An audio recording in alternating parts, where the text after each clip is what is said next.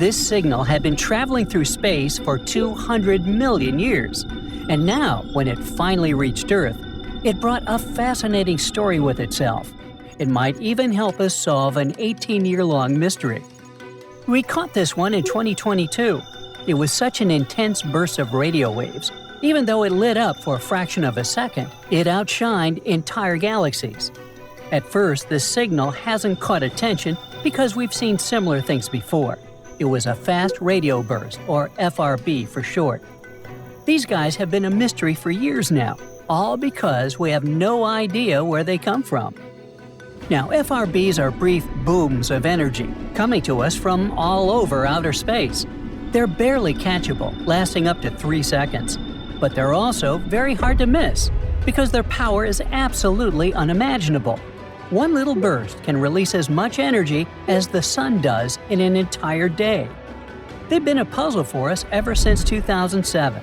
We've caught over 1,000 of those signals from literally everywhere, from our own galaxy to places as far as 8 billion light-years away.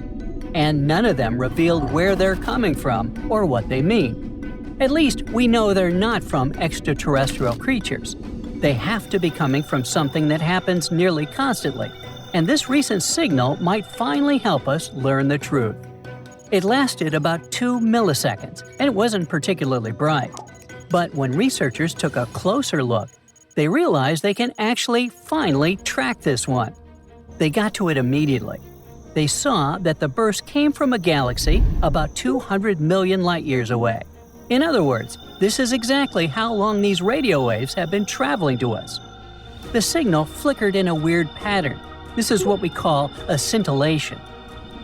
When light or radio waves travel to us, they can stumble upon unexpected crazy clouds of gas. The particles in light waves start bouncing off this gas, which disturbs the signal a little bit. So, when we received it, it was a bit weird and distorted, kind of like me. But this exact cloud was what helped us locate where exactly this signal came from. Turns out, it came from a neutron star. Now, these are some fascinating guys. They're the remnants of stars that live fast and burn bright. When a powerful star like this, much larger than our Earth, runs out of fuel, it can no longer support its weight. So it goes away with an insane spectacle called a supernova.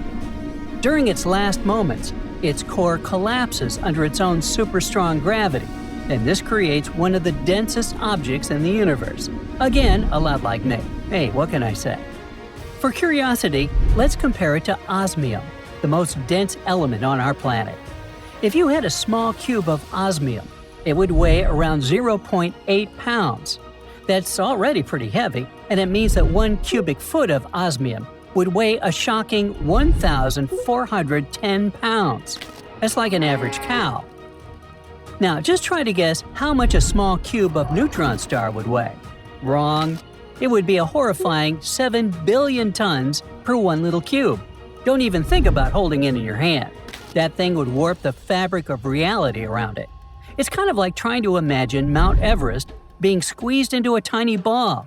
Hard to even imagine. So, even though they're so heavy, these stars are surprisingly small, only about 6 miles in radius. That's like a city size, and it would still weigh more than our sun. But if that's not enough horror for you, the neutron star we're talking about wasn't your regular one. It was a magnetar. Now, magnetar is a rare type of neutron star. When a neutron star is born, there's only a 10% chance that it will become one of those guys. It can happen if, while the star is collapsing, its magnetic field grows wildly stronger. The spin is rapid, the insides are going wild, and boom! We've got a magnetic field 1 trillion times stronger than Earth's.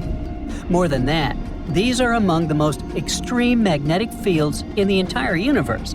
They can literally rip atoms apart. Which is exactly what they do.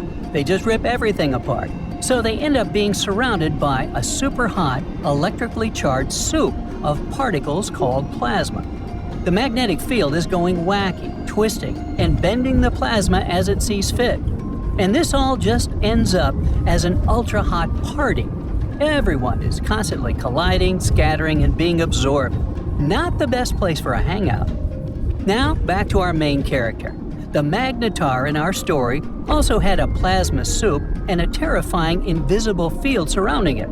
And this is exactly where that mysterious signal came from. A signal was born somewhere in that place, at a distance of 6,200 miles away from the magnetar. Sounds like a lot, but that's a distance shorter than a flight from New York to Singapore.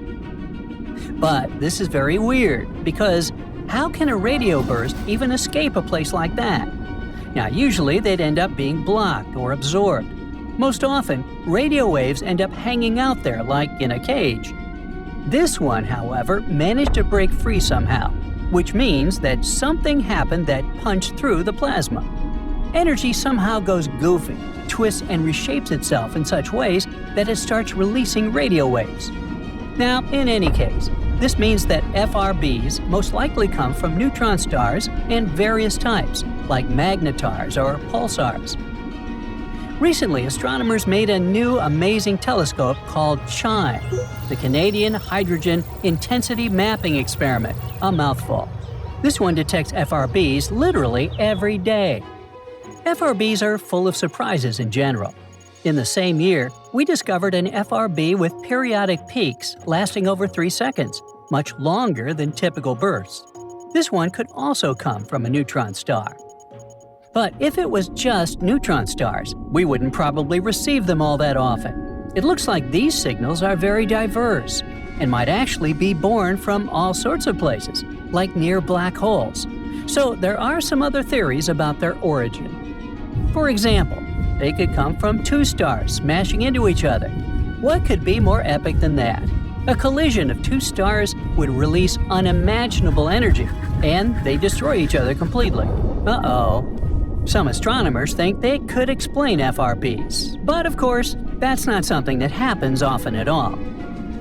Also, FRBs sometimes repeat. Most of them flash once and disappear, but sometimes they almost flicker like the one we discussed. Some of them even follow very precise patterns. For example, one well-known repeater follows a 16-day cycle. It goes crazy for about 4 days and then goes quiet for 12 days before starting again. This one is hard to explain even with neutron stars. There has to be some unique astrophysical mechanism at play. Maybe something that orbits something else. But anyway, a star's collision would only explain signals that flash once and never again. Another possibility is the blitzar. It's a goofy name for a very dramatic idea. A neutron star turning into a black hole. Once again, an event like that unleashes a huge burst of radio waves. But, again, an occasion like that would be incredibly rare, and the signals aren't supposed to repeat.